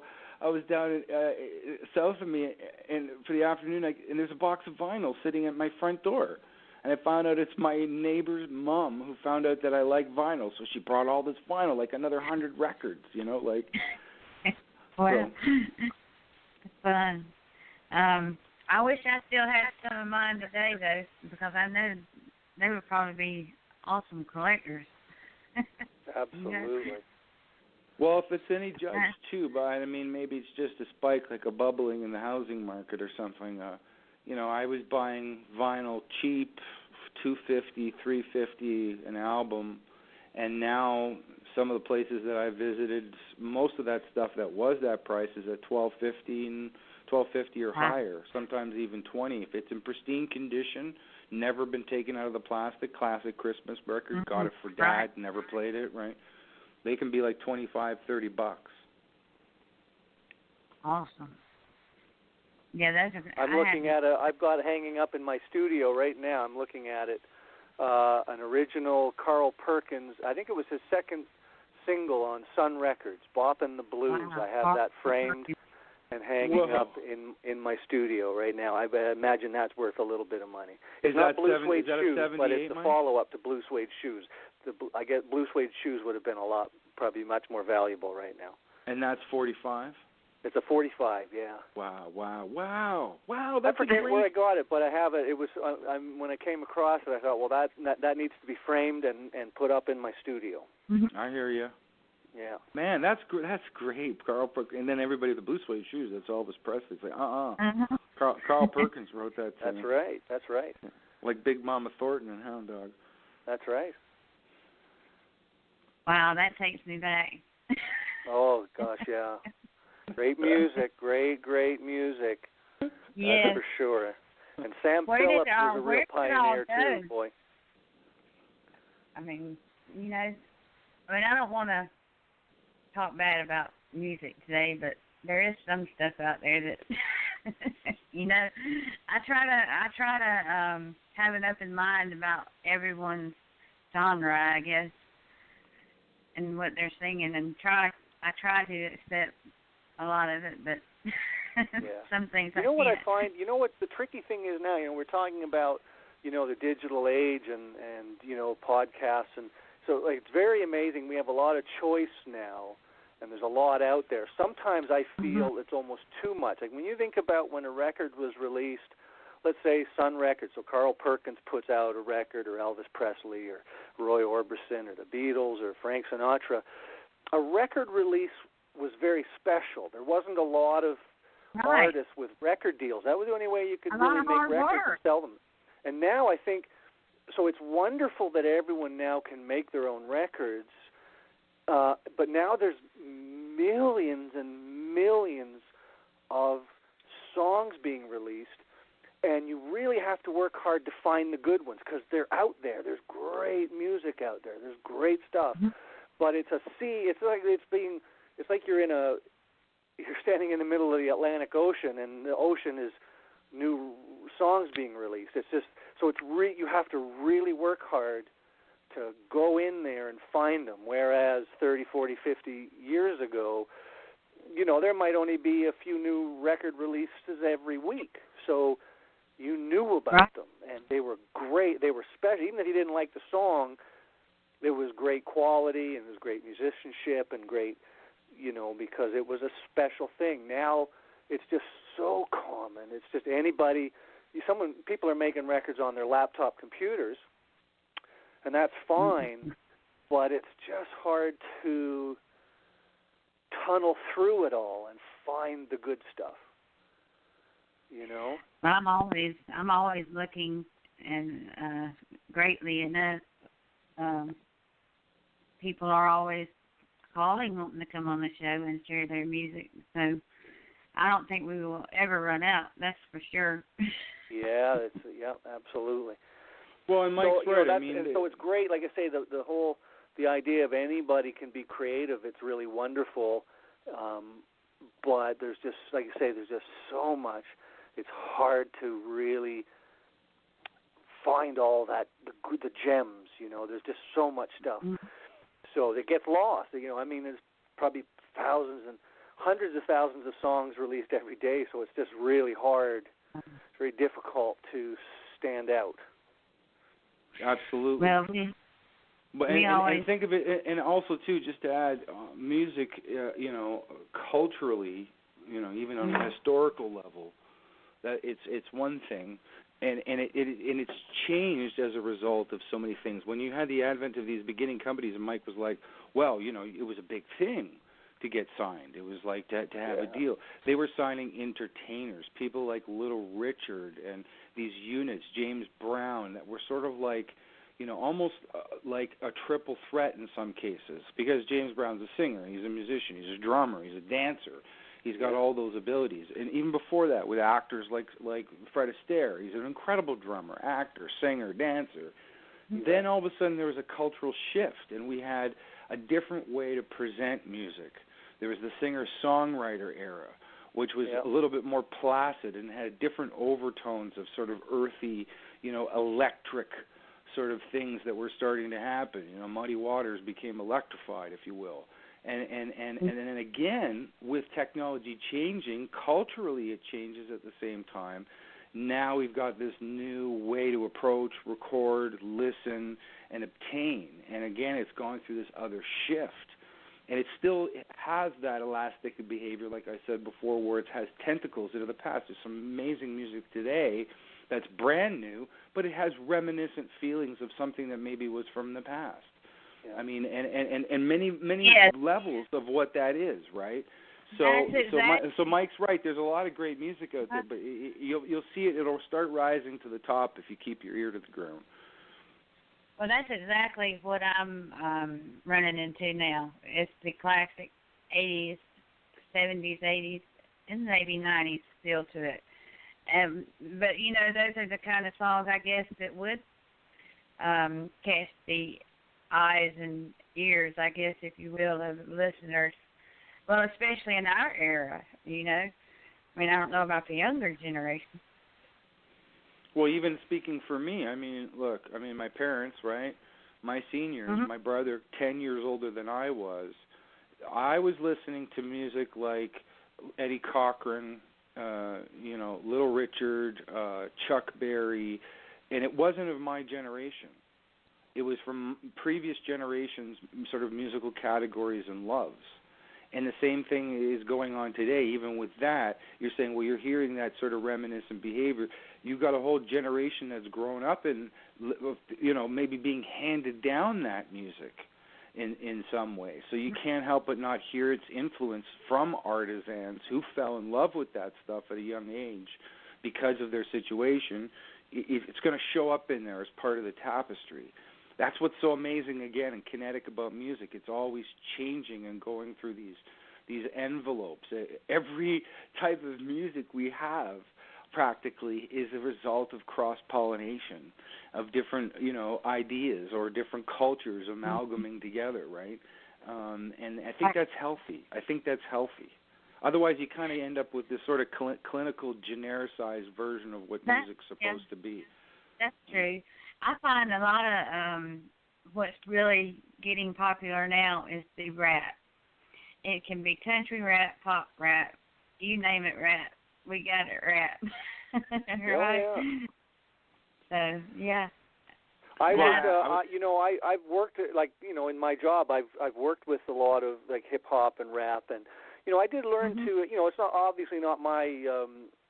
It was not my forte. It's not something because it wasn't around when I was young. We didn't have rap music, but my job is it's a great learning experience. Though when I'm in the studio and I'm presented with some music that I might not maybe be accustomed to or I'm not knowledgeable about, but my eyes certainly got open a lot working with these musicians, and you learn, you see things from a different perspective, and I always find out, for me, if there's a kind of music that I might not be digging so much, I always figure the best way, whether I ever like it or go and buy that kind of music or not, I figure educate myself on it, learn about it, and then I'll kind of know what it's all about and know where those artists are coming from. And it's very different for our ears, like for people that, we grew up in a different time. There was actually even recently on HBO, there was a great 4-part documentary called the Evolution of Hip Hop, and at least here in Canada, HBO Canada, I don't know if it aired in HBO in the United States, but I found it just fascinating because there was so much I just didn't know about the early years of how hip hop and rap evolved, like in New York City. And when you start, some of the original hip hop and rap artists were heavily influenced by like jazz music and early R&B and different like record imports that were coming in from different countries in Africa.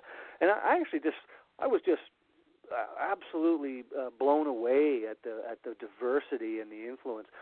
So I certainly have I don't think in my record collection or in my iTunes library now, there's not one rap song in there that I would listen to other than like for work, for referencing. But boy, I'll tell you, in my business, you have to just try to stay as current as you can and stay on top of the trends. You know. Yes, that's the same here, and I have to have an open mind to try and be what's the word? Accepting, maybe. Yeah. But listen, it's I don't think and it's okay though. I guess you know what, I mean, we should just, I guess, whatever we all listen to is fine. Like you don't have to. It's nice to keep up to date and stay current, but I think it's fine to stick when it comes to just enjoyment. When you're just listening to music for your enjoyment, there's no problem just sticking with,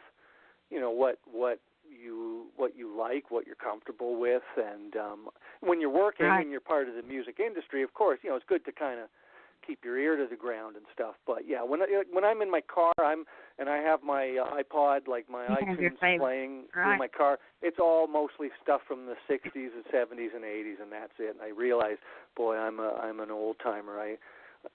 When I'm hearing each song come by and go, oh, that's 1976, and the next song comes on, oh, that's 1981, and the next one's 1965. You realize you kind of stick to what you grew up with, I think. That was a good thing in our era then, 70s, 60s, even maybe. We could always go back. I love listening. We could go from Hank Williams Jr. to AC/DC and, not even flinch. I mean, that's just the way it was. But yeah, oh yeah. Listen, here's the other thing, too. Like, when we were young, we were aware of the music of our parents and our grandparents. Even this is, like, we didn't have the Internet to help us. But what I find it really interesting now when I'm talking with younger clients that I might be working with, or I might be somewhere talking to young musicians that are in their 20s, they actually don't have a great knowledge of music that was just anything beyond when they were born. Like if someone was born in 1996 or something, they don't know anything that came before that. Some of them will shake their head when you say the Beach Boys, and they'll go, I don't really know who you're talking about. And heavens, you couldn't say Buddy Holly or Buck Owens. They wouldn't know. But I think that's odd, and I'll mention that to them. I'll say, gosh, like when I was 16, and it was in the early 80s, I knew who Frank Sinatra was, and Paul Anka, and Doris Day, for Pete's sake, right, and George Gershwin. And I didn't have the Internet. Somehow. But it was awesome. It's awesome walking into your daughter's room, and I'm like, hey, that's my music you're listening to. What are you doing listening to the 80s? What's your music now? Right. Well, no, but that's good. I think that's great to know that some young people are listening to music that's 20, 30, 40, or 50, or 60 years old. I think it's really important. I think they should have every generation should have their own music, right? They should have their own hit songs that they like. It's not for us, it's for them. But I think it's great. I think it's encouraging that if young people can say, I heard this great record from the Yardbirds or something like that, or the Byrds, or Led Zeppelin. I just got turned on to a Led Zeppelin band, and I think that's wonderful. But I don't find that I don't know if that's the exception or if it's the rule. It would be curious to know. Well, and maybe again, like it's sociological too, because I mean you're right that when I was a kid, there were things that I knew about and artists, from comedians to actors to musicians that weren't of my generation, and there was no Internet. And I think there's a difference, level of two different things. One, Mike, you said before, there's so much information out there that it's really hard to latch onto the red buttons if you will, of that generation. And at the same time, that sense of reverence for that industry in terms of entertainment and ability has changed too as a result of there being so much saturation of so many other things other than just entertainment. But again, music serves its purpose in many functions in society, whether it's sold as a commodity, it's used as a tool, it's somebody's wedding song, it's played at a funeral, or it's something that just had to be written for yourself. It has almost like a healing-like quality to it, and so there's so many changes music has gone through in its evolution. It will always be going, hopefully, through those changes.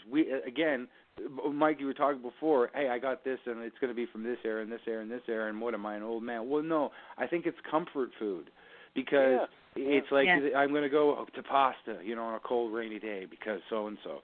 But again, when I put myself, like you were saying before, I do the research. I want to find out what this is about. And you all of a sudden start working with a bunch of people from that genre, and you're in a completely different realm. It's like going to a different country, and you're almost not being absorbed by the culture itself, but you're allowing it to happen. And then all of a sudden you're like, I get it.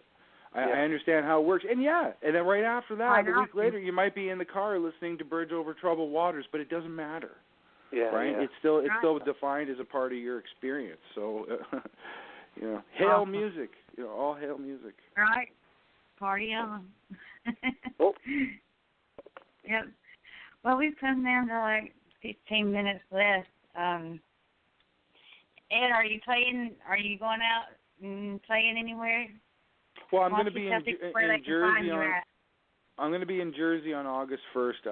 I really encourage everybody right now, anybody that's listening, and to go to the Liftoff Film Festival that's happening. Watch and check out a multitude of wonderful films that are going on right now. Check out the Red Omen video. It's a small fee to watch it.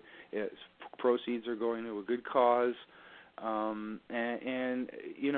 Again, there's going to be a lot of these little things that are going to be happening, and big things over the next 8 to 10 months with this.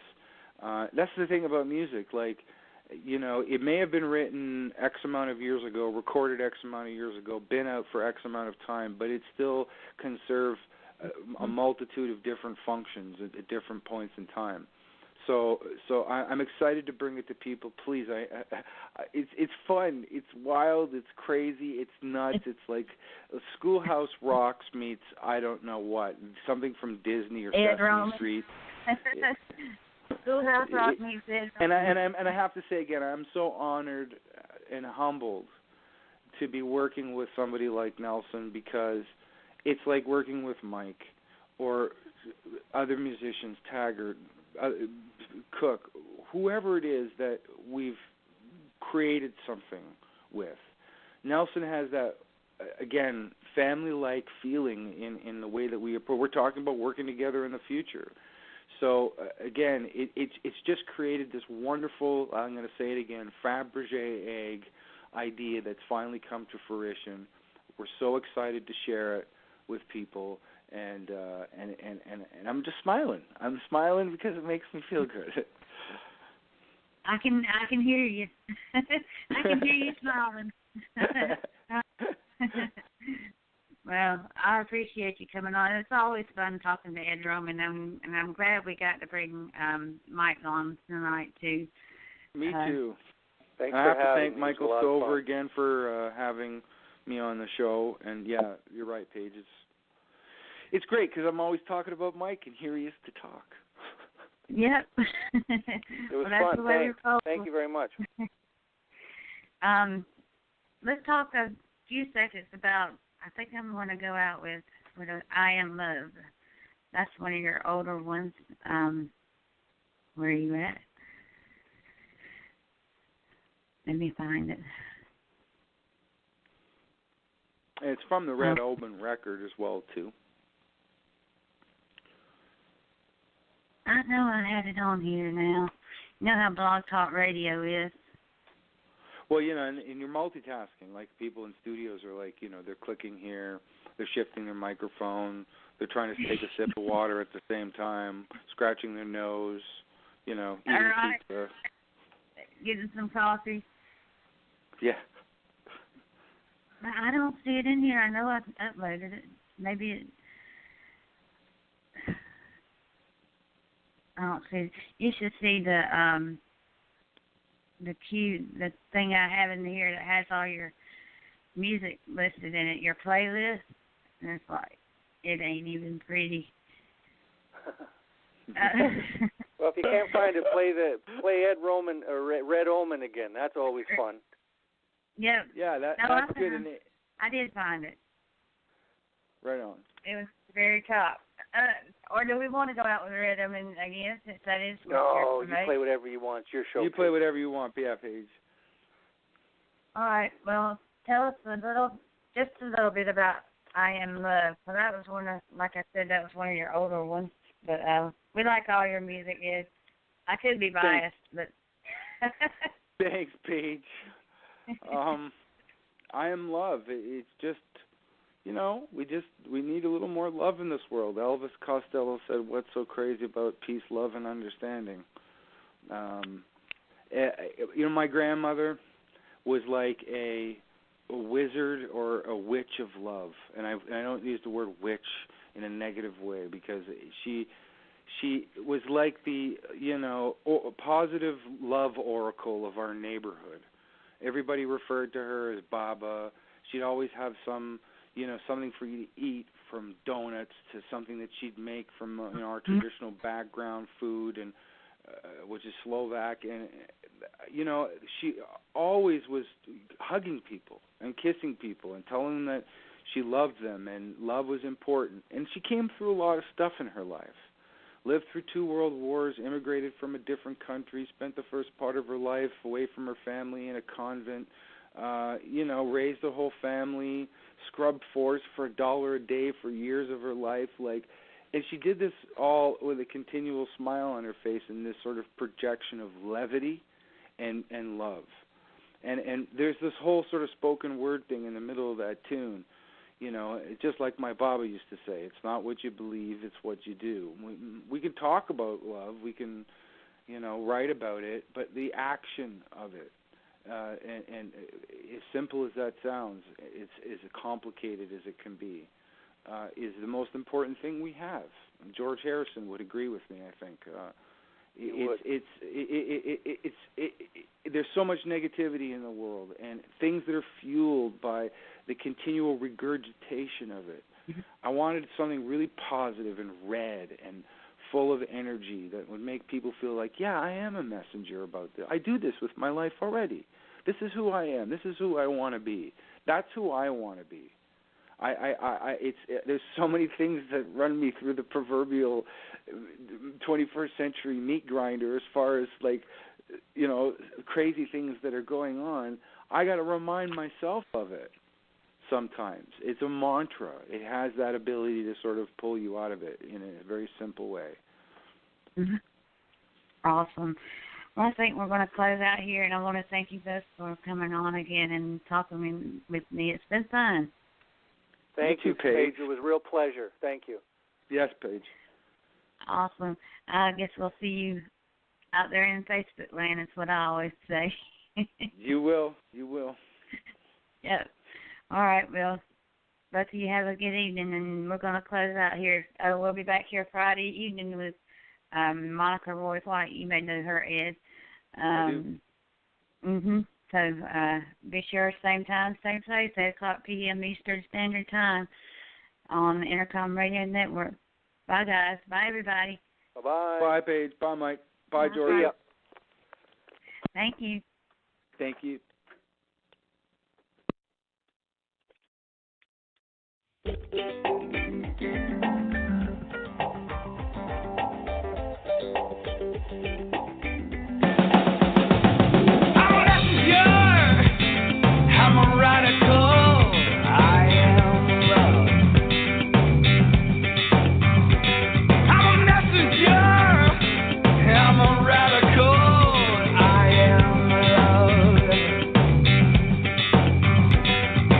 Any other human being.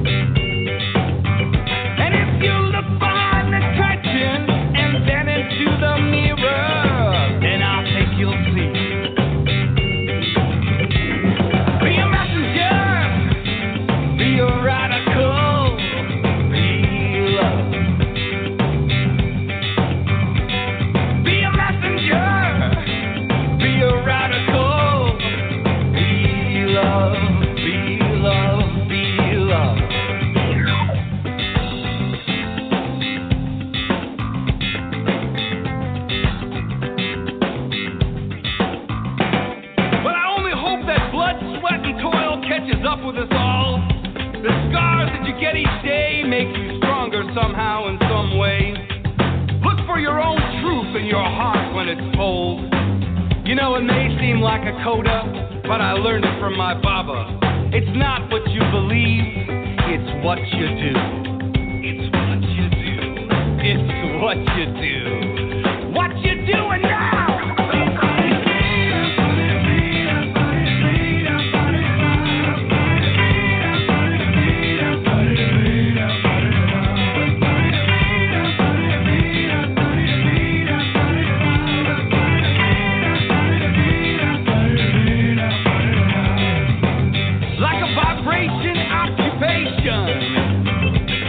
In a fraction of an inch, and love is always one. It's supposed to be a cinch. Be a messenger, be a radical, be love. Be a messenger, be a radical.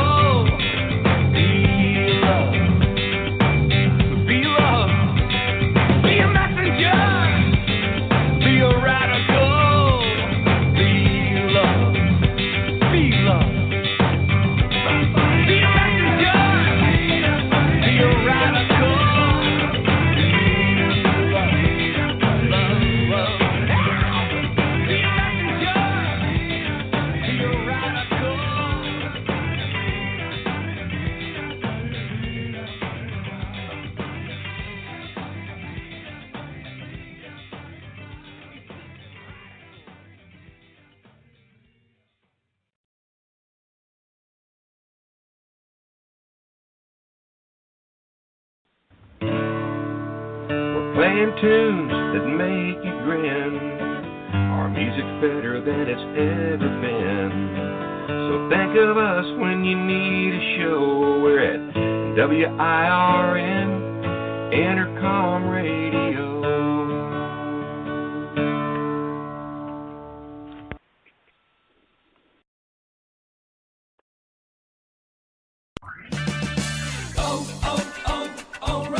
Need auto parts but can't get to a store right now? Head to O'ReillyAuto.com. Buy your parts online and pick them up in any of the 5,000 O'Reilly Auto Parts stores nationwide. No shipping cost, easy returns, and convenient pickup on your schedule. Shop your way at O'ReillyAuto.com. O'Reilly Auto Parts. Better prices every day. O'Reilly Auto Parts.